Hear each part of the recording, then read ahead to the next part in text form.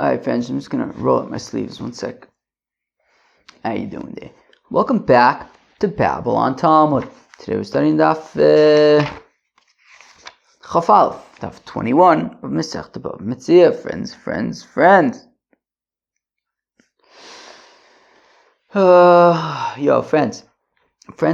Today is a very special day because we are starting the second parak of BavaMetzia, which is called BavaMetzia. This is like possibly out of any other parak in all of Shas, this might be the most classic parak in that it wasn't the first parak of Gemara that I wouldn't call it learned because I didn't really learn anything in Gemara probably until like 9th or 10th or 11th grade in terms of anything actually sinking in. But in terms of being in a class with a teacher going through the teaching motions, so my first parak actually was Tfilas HaShachar, which is the fourth parak of Masechta Brachos. I think they tried to kind of like soften the blow kind of thing. Teach something a little bit more interesting at first, but classically, BavaMetzia. Wow, I can't remember my eye. Classically, BavaMetzia is like what you start with. So we did it in the second. We did it in 7th grade instead of 6th grade. So 6th grade was Tfilas HaShachar. 7th grade was BavaMetzia, and then 8th grade was Hamafkid, which is the next parak in BavaMetzia. So even though, yes, we learned Tfilas HaShachar 6th grade, but classically, this is what you start with, BavaMetzia. I think knowing that this is like the classic parak, like I'm like learning it with that perspective of like, wow, this is like the quintessential introductory parak to like learning Gemara. The first thing you learn is BavaMetzia. So it's very exciting. It's a very beautiful parak so far. I've learned a few daf of it already. It's not as difficult as Shnai Moichs and Vitalis, at least not the parts that I've learned. There's something very sweet about it. It could be that I'm sort of like if I didn't have all of this kind of perspective and context, maybe I wouldn't necessarily, automatically feel that way. But at the very least, knowing that like this is the classic entry point into Gemara, there's something very, very sweet about BavaMetzia. There's like some classic stuff. I was talking to a fellow at WeWork the other day. I told him I'm learning BavaMetzia, so we both got very excited. There's a special, that was the first Masechta. The first thing he learned was BavaMetzia, where he went to yeshiva, where he went to Cheder in Brooklyn. They started with BavaMetzia. So I said we started with Tfilas HaShachar. We did BavaMetzia the next year. But even just reminiscing on Yehu Shalom Midas, which we're going to get to today, and Simonim and Chayv Lahachriz, these are just, they're so classic. Like even if in 7th grade I had no clue what any of these things meant, although I always knew, I guess, that Yehush meant like, the giving up hope or something. Like, these are just, they like seep into your brain. It's like Girsa Diankasa. Like at such a young age, you're introduced to these concepts that they're just so classic. You take them with you, So yeah, there's something very, very sweet about learning BavaMetzia. So, Chevra, we only have one opportunity together to learn BavaMetzia. So here we go. I'm very excited. I'm even, I didn't record last night because I was too tired, and I wanted to come into BavaMetzia fresh and excited. So here we are. It's Friday. I almost have 4 daf that I need to record today. How did that even happen? But all right, here goes nothing. It's Friday morning, daf 1. Hopefully I'll get through all of them. I really hope so. Then I would really be caught up. Man, if I get through 4 daf today, I'd be in an awesome place. But we'll see what happens. BavaMetzia shelo ve'elu chayv lahachris. The classic parak begins with, these are the things that you can keep, and these are the things that you have to announce. It talks about, if you find a lost object, we all know about Hashavas Avedi, you find a lost object, you have to return it to its owner. So if you find a lost object, so which things can you keep and which things you have to announce and try to get back to the rightful owner. So again, these are the things that if you find them, you can keep them. And these things you have to announce and try to find the rightful owner. I mean, there's just something so sweet about even this, right? Thinking about about lost and found, and it's very sweet, like tradition. Some things in tradition are just very, very sweet. Like the first introduction to learning is with like lost and found and ownership and finding the right people and knowing what's yours. It's just very, very sweet. These are the things that he can keep, that he doesn't have to announce, he doesn't have to try to figure out who owns it, he can keep it for himself. If you find scattered fruits, alright, most mifuzaros, or scattered money, or random kind of little sheaves of wheat that are just in Rishus Harabim, in the public domain, Vigule Dvela, and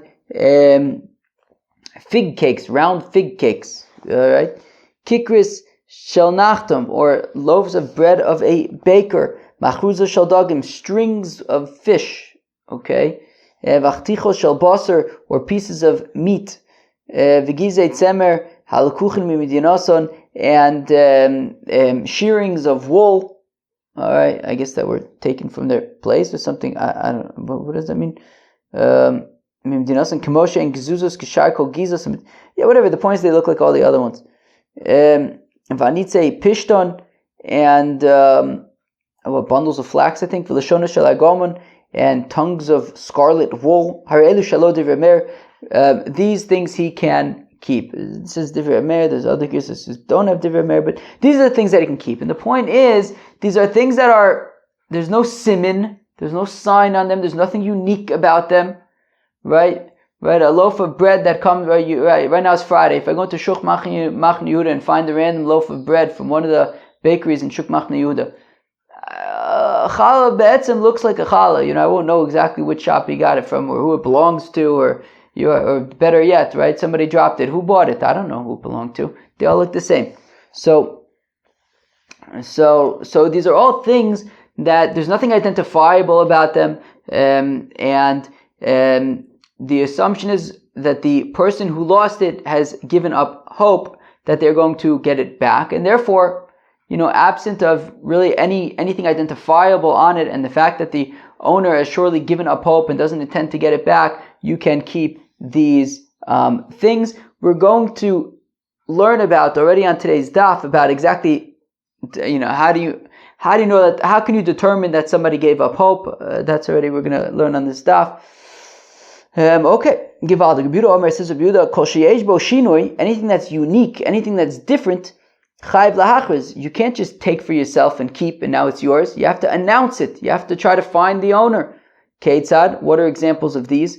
Motza igul u'v'sochol cheres. Well, if you found a round fig cake and but there's a shard of pottery in it, kikar v'sochol mos, or a loaf of bread and there's money in it, that's unique. Reb Shimon, so those things you'd have to announce, says Reb Yehuda. Reb Shimon ben Elazar Omer, says Reb Shimon ben Elazar, kol kli an puria ein chayv lahachris. And Puria, the Gemara is going to explain, I think in the Chav Daled, maybe Chav Gimel, Chav Daled, Kol Kli an Puria stands for Ein Poriya, I think. That you haven't had an opportunity, it's brand new and you haven't really had an opportunity to look it over and get familiar with it, and therefore you can't really identify it yet, and the Gemara is going to talk about it. But Kol Kli an Puria Ein Chayv Lachris, you do not need to announce. Okay, Givaldi. Now, says the Gemara, Motze Peris Mifuzarin V'chama. Okay, what's considered scattered? Okay, the Gemara wants to know. Okay, we said if you find scattered fruits, how do you determine scattered? So Amr Yitzchak says, Yitzchak Kav Ba'arba Amis. Well, if you have one kav of fruits scattered within a 4 amma area, well, that would be considered scattered. Okay, if you have more fruits or a smaller area, it would not be considered scattered. If you have less fruits, then it would be considered more scattered.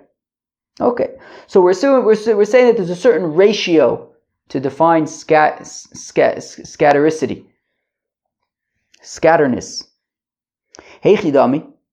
So now, okay, but let's dive deeper into this ratio. Iderch nefila. Here's the thing, like, can you imagine like a 10-year-old learning this? I don't know, a bit iffy. I definitely did not understand this stuff. Definitely not at any meaningful level. Iderch nefila. So if they like kind of just like fell, they're farfallen, they're just kind of scattered, not placed there intentionally, but clearly they were like dropped there. So afilu tuvanami. Well, then even if they're less scattered, I mean, if they were dropped and they fell and nobody went to retrieve them, I would assume that even if there's lots of them, I should be able to keep them, right? They would, like, nobody placed them there. Nobody's planning to get them. They fell there. And if they were placed there, then I would think that even if they are more scattered, i.e. there's less fruits in that area, so they would be considered more spread out, more scattered, but if they seem to be placed there intentionally, well then, even though they're more scattered, I should be unable to take them because somebody is planning to pick them up. Aha. So it says of Ukva Ba'achome, we are talking about the Machnashta Devedari, like where they like thresh, where like the people with grain like thresh their grain. I guess a threshing space? Sure. So we're talking about like in a threshing space, right? Which means that you have people who come there with their grain and they're like threshing up all their grain, and after they thresh the, wheat, so then they take the wheat, right? They thresh it and then they take it with them to, I don't know, their storage place or wherever they're doing it. Now, whatever they leave there, the shaila is it worth it for them to retrieve it, right? Meaning they already took the bulk of their wheat, right? They threshed their wheat and they took it away. Some of it inevitably kind of fell on the floor. So we're saying, Kad ba'arba amis dinofish tarchayu lo torach inish v'lo hader osi v'shakalu afkuri mafkalu. So if after threshing all of your wheat, and you already, transported the bulk of what you threshed to, I guess, where you're going to store it or whatever, somewhere else. And what's left over is just, one kav of wheat within a 4 amma area. It's too much of it. It's not worth it. It's a rounding error. It's not worth it. You got the lion's share of your work. Okay, fine. A few grains of wheat. It's not worth the effort of going and running around to pick them up, for a kav of threshed wheat within a 4 amma area. But if it is a smaller area, i.e., if the ratio is more significant, well then it is worth it for him to go and pick it up. It's less of a pain in the neck, and it's worth it for him to go and pick it up. Tarach b'hadar asi v'shakil lehu v'lo mafker lehu. He will go back and retrieve them, and he won't be mafker. So there is so the context here is important, right? And we're going to learn more about this context right now. But so it isn't purely, it's not purely like a ratio, right? The context is important, as we already pointed out, right? Like if they were just kind of fell there, then I would think even a more significant, even like a more dense ratio should be okay to take. And if they are placed there, well then even a more scattered ratio should not be allowed to take. So the context is that in a scenario where we're talking about a threshing floor where the person already threshed is wheat and already took most of it away, and there's some left over, in that context, Kab ba'arba amos would be considered insignificant and it would be hefker. And importantly also, friends, this is important, this is very important, this is crucial, that the thresher, the owner of the wheat, was intentional about it. We're about to learn, not about, but in a few minutes today we're going to learn about Yehu Shalom Midas. Okay, we'll get there in a few minutes. But the thresher, right, we have a person, brings his wheat there to thresh. He threshes the wheat. He takes away what he wants. He sees, there's a kab ba'arba amos, forget about it. I don't want it. I'm being mafgrid. Whoever wants it can have it. I'm not taking it. Right? He was intentional about it. So we're saying in that case, kab ba'arba amos, somebody then goes and he sees, oh wow, there's some wheat over here. okay, whoever's wheat it was mafgrid, it wasn't worth his time, and somebody can then go and pick it up and keep it. By Rabbi Yirmiyah asks a kasha. Chatzi kav b'shtei amis mahu. Here we go. So now again, we're getting back, this 1 to 4 ratio isn't like an objective kind of thing. As we said, we just explained that was in the context of the threshing floor. So now we're getting into other kind of related questions. Okay, so when we say 1 to 4, is it specifically 1 kav to 4 amis? What about half a kav to 2 amis, right? That's also the same, 1 to 4 ratio, but it's half the amount in half the area. So how do you relate to that? Do we say kav ba'arba amis, that when we refer to kav ba'arba amis, time amai, how come you're allowed to take it? Mishum dinofish tarchayu, because it's a pain in the neck to go and collect 1 kav spread out in a 4 amma area. Chatzi kav b'shtei amis came the lo nofish tarchayu lo mafkalu. But if it was half the area, if it was half a kav but in only 2 amis, which it's not a pain in the neck to quickly go and pick it up in such a small area, so then maybe the thresher would not be mafkarit. Odilma mishum deloch shive v'chatzi kav b'shtei amis came deloch shive mafkalu.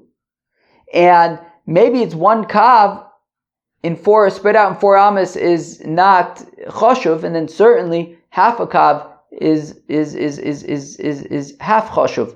So therefore, he would be mafkarit, right? So do we say that since it's not a pain in the neck to collect it, then he would not be mafkarit? Or do we say that since it is it's not very valuable, so he doesn't care about it and he would be mafkarit? Kabayim b'shmona amas mau. Or what about 2 kav in an 8 am area? Again, I don't understand how a 10-year-old would get the subtleties, let alone the math of 1 to 4 ratio of 1 to 4 versus half to 2 versus 2 to 8.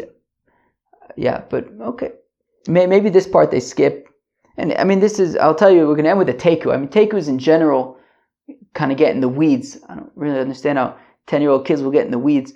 Who knows, maybe we skipped this or we did it fast, or maybe the Rebbe didn't expect that you would actually understand this on the test, but I have to imagine that there are plenty who do expect it. Okay, anyways, this is very technical stuff. What about 2? So what about 2 kav in an 8 amma area? Where am I?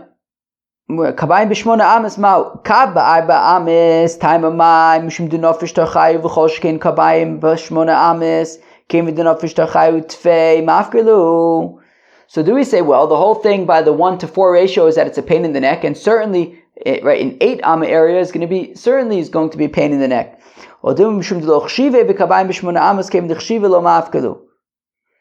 Or maybe it's that 1 kav is not particularly significant. The financial gain is not worth it. But 2 kav already is a different story. Maybe he would want it.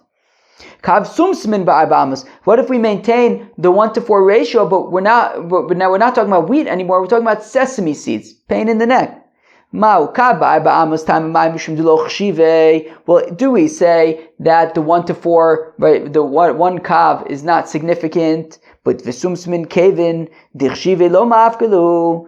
But sesame seeds, since they are more significant, right? You can make delicious trina and chalva, and you can put them on top of pastries and things. So berekas, chalas. You could do all sorts of choshev in yonim with sesame seeds. So maybe a 1 to 4 ratio you would want to keep. O Dilma, or perhaps mishum dinofish tarchayu v'chol sheken sumsmin came dinofish tarchayu tfei mafkalu. Or maybe it's about being a pain in the neck, and sesame seeds, to go pick up sesame seeds, pain in the neck. Kav tami ba'arba amis. What if though we're talking about a kav of dates, kav rimone ba'arba amis, or a kav of pomegranates? Mau. Kav ba'arba amis taima mai mishum diloch shive, kav tami ba'arba amis, kav rimone ba'arba amis, nami kevin diloch shive mafkalu. Do we say that the pshat with the 1 to 4 ratio is that they are not significant? And dates and pomegranates, they might be very geschmack, but they're not like particularly expensive. Although I'll tell you, Epis, they haven't been to Shuk Machne Yehuda recently, I guess. Dates and nothing in Shuk Machne Yehuda is particularly cheap. But pomegranates, I don't know. I don't get pomegranates often at all because they're stickle complicated to extract the fruit from it. But maybe we should have another look. I don't even know if it's pomegranate season now, but I bet that where I buy pomegranates, I have a feeling that they're not going to be cheap. Al Kaponim, but I guess they're not considered a specialty item, at least not there. But okay, we say that those are kind of ordinary fruits. So okay, so you would be mafka them. Odilma, b'shum denefish terchay v'kav tami ba'arba amas v'kav rimona ba'arba amas kev zlo nefesh terchay lo mafkalu. But maybe the thing with the 1-to-4 ratio is that it's a pain in the neck. Dates, pomegranates, they're not such a pain in the neck to collect. They're big. You just go and scoop them up. So maybe you would not be mafka them. So what do we say? Take. We say chveis nicht. Okay. Imagine yourself at 10 years old. Do you chap or do you not chap? What do you think? Though I do have a memory of learning the word teku when I was in 7th grade. I didn't know what the heck it meant. I think on a test we were supposed to write down what it stood for. I can't remember if I knew it or not. I seem to remember it being like a thing that we were supposed to know. I can't remember if I actually did or not. Alright. Idmar was stated, Yehu Shelo Midas. Now this is a classic sugya. Abaye, there's a lot of classicness about this sugya.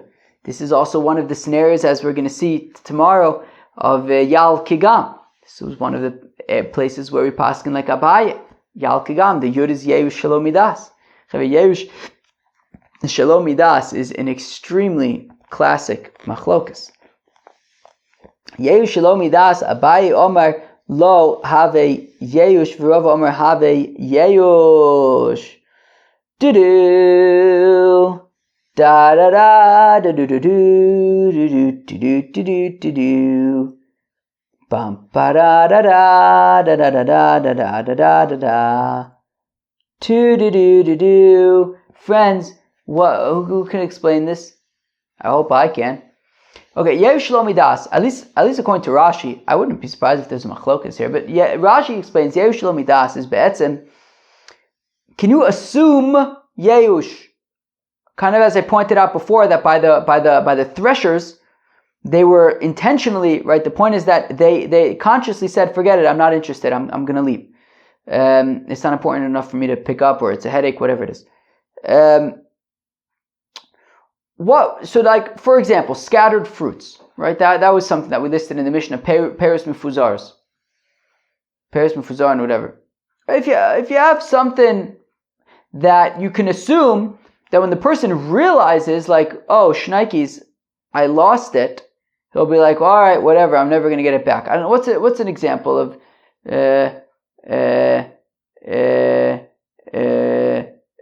what's an example of something, I almost had it. Sorry for the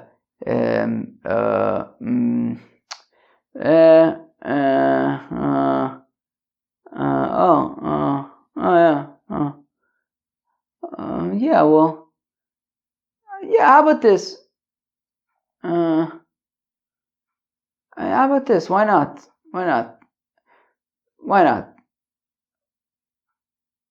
Yeah, why not this? A bag of nuts, right?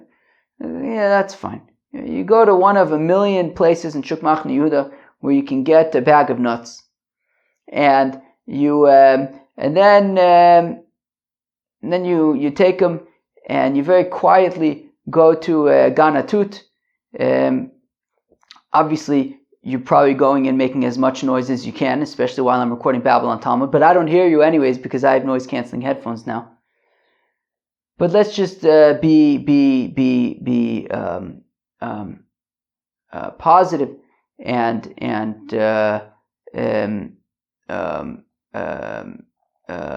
optimistic, and you very quietly tiptoe into Gan Hatut, and you sit down with your bag of nuts, and then you get a phone call and you get up and you go somewhere and you an hour later you're like, so an hour later you say, oh, nuts. And you're like, dang it, forget about it. There's a bag of nuts. Forget about it. I'm never going to get it back. The thing is, the second that you got up from there, one of the people who just kind of hangs out, because in Ghana too, there's some people that they hang out there. I guess that they don't have a very busy work schedule, and they just kind of hang out. So when you got that phone call and you left without realizing that you forgot your nuts over there, the people who spend a lot of time over there, they moved in and they started playing Steal the Salami and whoever gets it first, right? So the thing is, you didn't realize yet that you forgot your nuts over there. So that's the shayla of Yehu Shelo Midas. Kilu, when you realize an hour later that like, oh, nuts. So then you'd be like, all right, forget it. I'm Afka, I don't care. Whatever. I'm not getting back my nuts, right? Forget about it. I'm done. But at the time that he got the phone call and he started moving towards where I live to talk very loudly on the phone while I'm recording Babylon Talmud and drive me crazy. Sorry. But again, I have noise cancelling here. Headphones, talk as loud as you want. These noise cancelling headphones changed my life, Changed your life too as people, listeners to Babylon Talmud. It changed the nature of my complaining and my whining. I'm no longer whining because I'm annoyed. I'm whining as Okay, so now what? So as the person is talking very loudly and getting closer to my house and continuing on his journey, really my parents' house. So the shaila is, can these people who spend time at the park, can they move in on those nuts? That's the shaila. Because he hasn't realized yet that he lost them. So he hasn't yet been miyayish, but when he finds out an hour later, like, oh, nuts, he will be miyayish. So the shaila is, that's yehu shaloi midas, right? A scenario where there will ultimately be yeyush, but he just doesn't know yet that he lost them, that he misplaced them, so he wasn't technically miyayish them, but he will be miyayish them. What does that mean for right now? Is it have yeyush or lo have yeyush? Sorry for the very roundabout way. I feel like I haven't complained in a while. Maybe because the Gemara has been so geschmack recently that I've had to put, oh my gosh, I've had to put so much energy into the Gemaras these days. It's actually very nice that BavaMetzia is like this very, very, very geschmack, but like doesn't require as much koiches as like Ruvain stealing from Shimon and selling to Levi, and that stuff is going to drive you crazy. Baba mivamis. So I just had to, it was like from, what was it, Beauty and the Beast? Life is so unnerving for a servant who's not serving. Imagine for a complainer who's not complaining. It's not pashut. So I just, sorry. Alright, so where are we? Oh, Cheved, this is just such a geshmak sugya. It's such a classic sugya. So classic because you learn it when you're 10 years old and when you're 36. Itmar, Yehush Shelo Midas. So this scenario of ultimate Yehush, eventual Yehush, maybe that's not a bad way to call it, eventual Yehush. So Abai Omer Lo Ave Yehush. Abai says it doesn't count. You can't consider it to be ownerless. V'Rava Omer Have Yehush. Rava says it is considered Yehush. Now, B'davar Sheyesh Bo Simin, this is so classic, something that has a sign on it, an identifiable sign, like let's say, for example, I don't know, so let's say the nuts had like where you purchased it from, right? The store that you purchased it from or something. Okay? So then, B'davar Sheyesh Bo Simin, Kuli Amalo Plige, Deloi Have Yehush. So look, if there is a sign on it, then obviously it's not Yehush because he can always come back and look for, and look for what he lost because there's something identifiable on it, and he would be able to come and say, oh yeah, I lost this bag of nuts. It said Pitzuche, fill in the blank on it, and okay, fine. So Have Yehush. V'afagav de Shamine de Miyayish Livasof Lo Have Yehush, even though we may find out that eventually he was miyayish. Lo ave yeush. It's not yeush. What does Rashi say? So after the person finds it, he finds out later that the person was miyayish. No. Yeush means he says, oh gosh, no way, I lost these things, I'm never going to get them back. So even if you find out, I guess eventually that he's miyayish, it is not yeush. Because when the fellow picked it up, he wasn't allowed to pick it up, because at that point,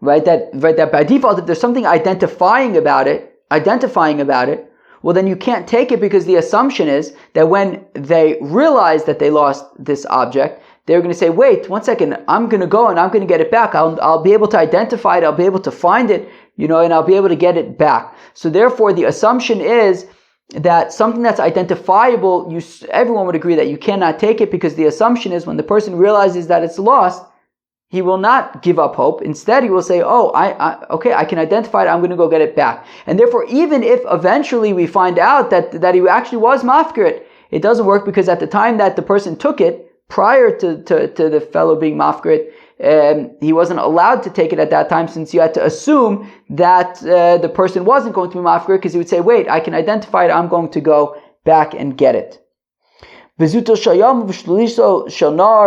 If something got lost because, like a current came from the sea and swept it up in the sea, or the sea swelled up and swept it up, right? So meaning, basically, if it gets swept into the sea, so you're not, if you see your lost object getting swept into the sea, so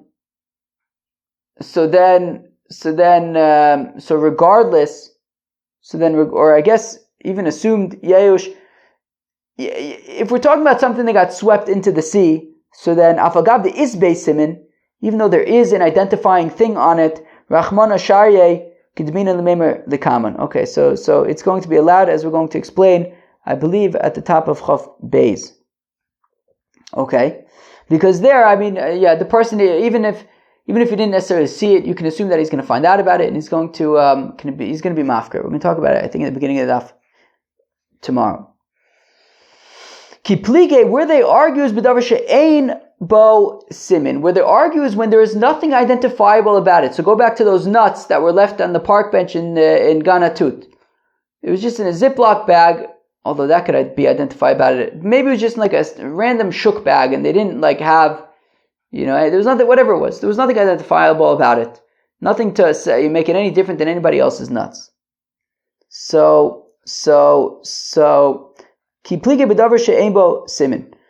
where they argue is something that is unidentifiable, that is not unique in any kind of way. So the shaila is, so if there was, as we said, if there was a siman, if there was something unique about it, identifiable about it, so then you cannot take it, because the assumption is that the person will go back for it. But it's something that is not identifiable, not unique in any way, that was simply left there. So the question is, can you assume, look, we can assume that when he realizes that it's lost, he's going to say, oh, nuts. And he's just going to forget about it. He's going to say, forget about it. But the question is, he hasn't yet realized that. He hasn't yet said, oh, nuts. So can you take it now? That's the machlokes. Abaye omer lo ave yeush. Abaye says, no, you can't take it now. It's not yeush. Dalo yada denafal mine, because he doesn't yet know that it fell from him, and he hasn't yet said, on nuts. Rava Omer Ave Yeush, Rava says, no, it is already Yeush,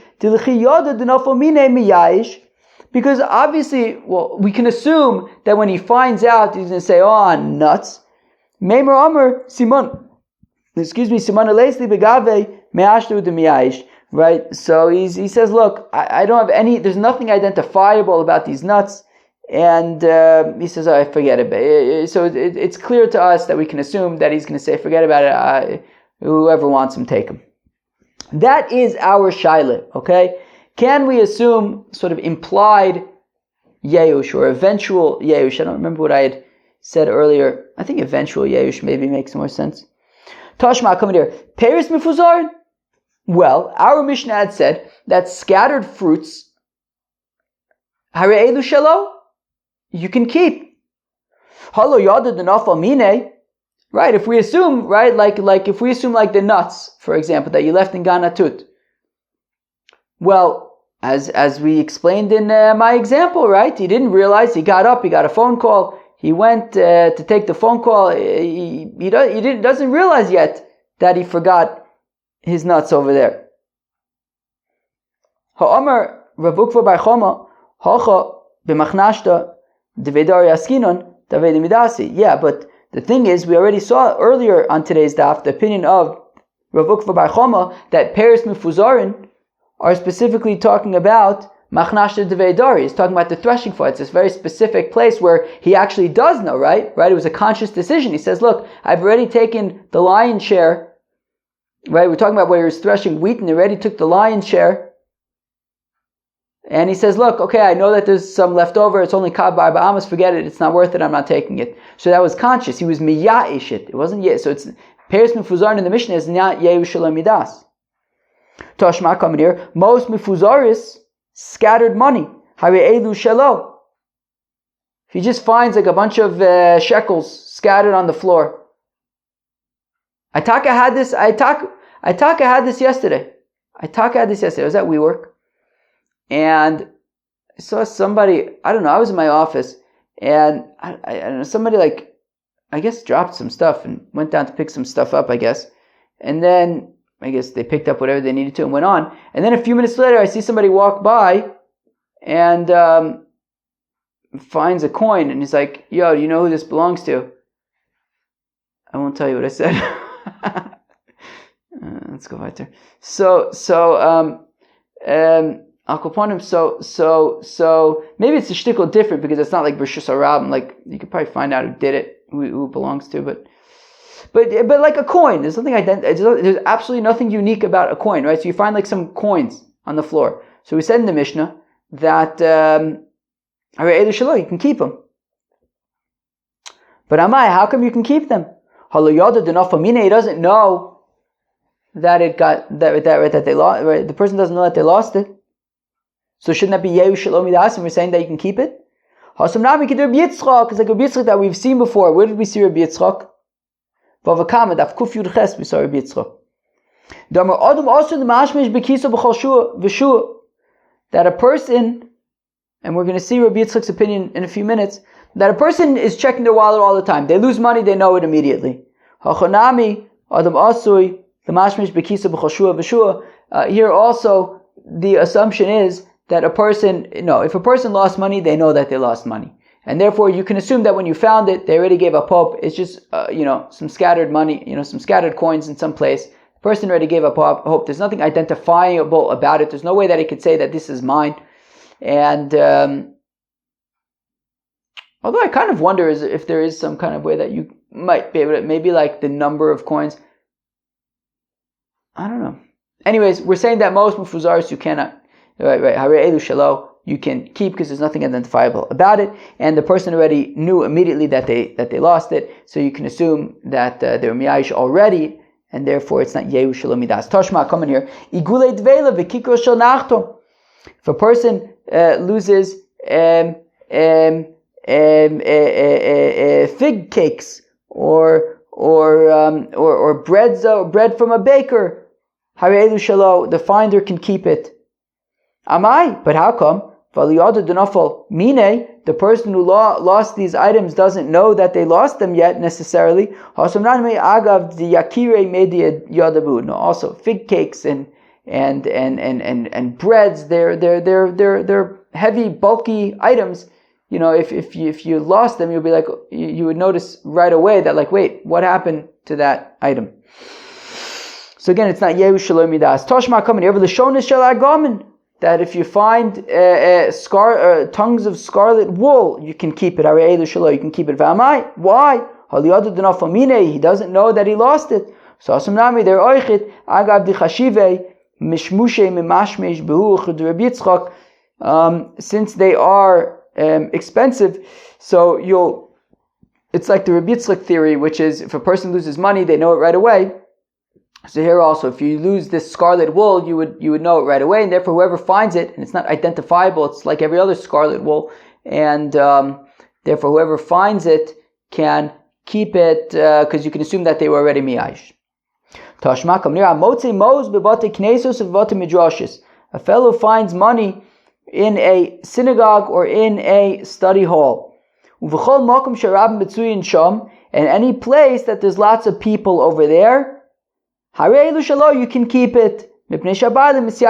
Because whoever lost it, the owner, whoever lost it already gave up hope. But he doesn't know that it fell from him yet. So how can he keep it? So here we have Rabbi Yitzchak's opinion that a person is checking his wallet all the time, and immediately when he loses money, he realizes it, and he's going to say, Oy vavoy, vaili lechesun kis, oy vey, I've lost it, I'm never going to get it back. And then, therefore, the person who finds it can keep it. There's nothing identifiable about it. Tashma, come in here. When can anybody collect the leket, right? Meaning a person's harvesting his field, and some of the stuff that he's harvesting falls on the floor. You have to leave it for the poor people. At what point can the owner of the field himself say, okay, nobody's coming for it, I'm just going to take it for myself? So mishayelchu bo nemushis, from the time that the nemushis have already been there. Meaning we say my nemushis. What are nemushis? Says Rabbi Yochanan, atigra, it is old people that walk with a cane, meaning people who are retired, people who are in no particular rush, people who are going to get to the field and have plenty of time to inspect what they might be able to take. And once they've come and gone and left stuff there and decided, I'm not taking it, well, then nobody's going to take it anymore. If after they've gone and thoroughly investigated and left whatever they left, you can keep it at that point. Rish Lakish Amar Likute Basa Likute. Rish Lakish says that I believe it's 2 rounds of collectors, right? Meaning one round of aniyim comes and takes what they take, another round takes what they take. At that point, whatever has survived those 2 rounds, the owner can take for himself. Now ve'amai, but why is that acceptable? Granted that the people from the area where the field is have already seen it and decided that they don't want it, and they're miyayish it, they say it's ownerless, we don't care about it. But what about the people from other towns that don't live here? And they have not yet said, we're not interested. Sami came to Ika Aniyim Hacha, Hanach Meikara, yeah, but they are not an actual factor. Right? People from another area is not a factor because the people from the other area already milchatchila know, well, we have no chance of getting any leket from this other place because the people of the other place are going to be taking that leket. So therefore, the people from a different area are not actually a factor in considering leket, and it would not be considered yehu shalom midas. Yehu shalom midas would be, well, how can you take it now? You don't know what the people far away are going to say about this leket. Maybe they will want it. Yeah, but, right, so therefore it's yehu shalom midas. It's not yehu shalom midas because they are not part of the equation, since they're never actually going to come to get it, because they just assume that they're not going to travel somewhere for leket because the local aniyim would have already taken it. Tashma kaminir kitzis baderech. If you're walking down a road and you see some figs, I believe, that are just on the road, that are just like on the road, right? They've already been like cut and I guess in the field to dry, whatever, and you have some of them on the road. Even if it's mamish right next to like a field where meaning if you see these like figs on the road, even if they're right next to a field, an adjacent field that you have like cut the figs on. So maybe ketzios are dates? Is it possible ketzios are dates? No, te'enim. No, those are figs. Okay, okay, and similarly a fig tree that is right next to the road, and therefore I guess figs like fall onto the road. And you find figs under, I guess, the fig tree. Mutarus mishum gezel fturus min ma'aser. So you can take them, and it would not be considered theft, and they are hefker, therefore they are potter from meiser. So we're saying, basically, that these figs that are on the road, you can take. Hare elu shelo, you can have them. B'zeisum v'acharuvim, but if they're olives or carobs, also then you cannot take them. So this is interesting because the Reisha is saying you could take them, the Sefer is saying that you can't take them. Now in the Reisha, if you could take them, it sounds like Yeush Shelo Midas have Yeush. They're hefker. Sounds like Rava. It's a kasha and Abaye. But then the Sefer says that by olives and by carobs you cannot, right? Osir, right? What do we say? Osir, you cannot take them. You cannot take them. You cannot take them. So that sounds like Abaye who says Yeush Shelo Midas lo have Yeush. It's not Yeush. And it's not hefker, you cannot take them. It's Kasha and Ravu says Yeush Shelo Midas have a Yeush. So Bishlam a Reisha la Abaye lo Kasha. Okay, so we can say that the Reisha, which says that you are allowed to take the figs, so even though Abaye says Yeush Shelo Midas lo have a Yeush, so why are you allowed to take the figs? Well, Agav di Chashive mimashmesh behu. That since they are where am I? Okay, yeah, exactly. That since they are significant by the Ketsias, since they are significant, I guess expensive, so he'll know, right? He'll know if they went missing, and therefore he would know right away, and therefore he's milichatchila already going to be miyayish, right? Meaning, therefore, if they're still there, then he was miyayish. Te'ena nami, also these figs that fall on the street from the tree. Nema nami made the yediyah dinasra. He also knows that some of the figs are going to fall onto the street.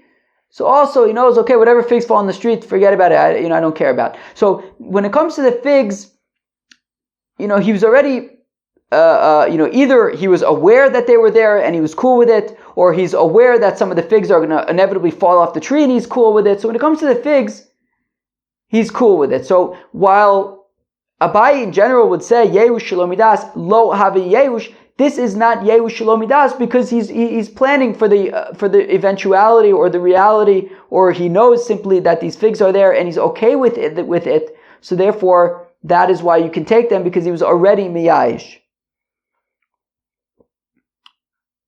Ela Seifa l'Rave kasha, but the Seifa, according to Rava, which says that by the carobs and by the olives, it's osir. Why should it be osir? Yeush Shelo Midas have Yeush. It should be hefker. The katoni b'zeisum v'charuvim osir. So Amr Babao says, Babao shiny zayis. No, it's different when it comes to olives. Hol v'chazuso mechiach olav, because since you can, right? Since everybody's olives are unique. I don't know. I guess everybody's olives look unique, so so it has a siman on it, and therefore a person can claim it, and that's why it's also v'afagav de nasun. They say made what v'chazusu mochiach alav v'afagav de nasun, and even though they've fallen off the trees, they say made the yediyah duchta de inish hu. That even though they were the olives have fallen, you'll be able to figure out who they belong to. Because everybody's olives are unique to them, and you'll be able to find who they belong to. There's a siman on it. That is why they're also yachi. If that's the case, afilu reisha nami. That's the case. Say the same thing by the figs, that you'll be able to figure out whose figs they are. Amar of pape te'ena im nefilasa nim eses. Yeah, but the thing is, a fig, when it falls, it immediately gets wormy and gross. And therefore, a person already knows that by the figs, forget it. If they fall, I'm not taking it. Whoever wants it, gesund to hate, because they're going to get all wormy. So therefore, memela, there was already yeush, which is not the case by the olives. There's a siman, or by the carob, and therefore it's also chevre. I have to run because in about a minute, I'm going to run out of time on the video. But chevre, that was the first daf of the parak of BavaMetzia. We learned some geschmack stuff, aside from this fact that this is just the most classic stuff that there is in Gemara. BavaMetzia shelo ve'elu chayiv lahachriz. Yeush Shelo Midas, machlokas Abaye v'Rava. This is just like awesome stuff. Simonim. We're going to continue with this tomorrow, and we're going to get to just some awesome stuff. So, alright, I hope you enjoyed. Catch you tomorrow. Peace out.